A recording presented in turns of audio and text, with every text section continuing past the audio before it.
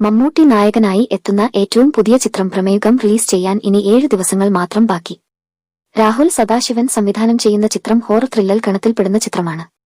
ഇതുവരെ കാണാത്ത ലുക്കിൽ നെഗറ്റീവ് ടച്ചിൽ മമ്മൂട്ടി എത്തുന്നത് ബ്ലാക്ക് ആൻഡ് വൈറ്റ് കോംബോയിൽ ആണെന്നത് ഏറെ ശ്രദ്ധേയമാണ്. ഈ അവസരത്തിൽ ചിത്രത്തിന്റെ വിദേശ റിലീസ് സംബന്ധിച്ച വിവരങ്ങൾ പുറത്തുവരികയാണ്.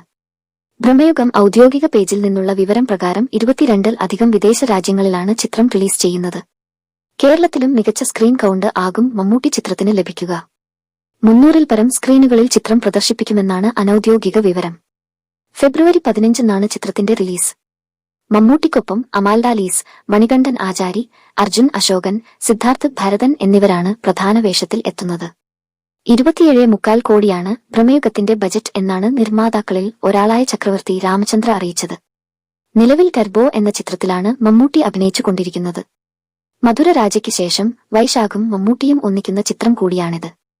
അതേസമയം മമ്മൂട്ടിയുടെ യാത്ര 2 ഇന്ന് റിലീസ് ചെയ്തു കഴിഞ്ഞു. ഫസ്റ്റ് ഹാഫിൽ മാത്രമാകും മമ്മൂട്ടി ഈ ചിത്രത്തിൽ ഉണ്ടാകുക. ജീവയാണ് പ്രധാന കഥാപാത്രത്തെ അവതരിപ്പിക്കുന്നത്.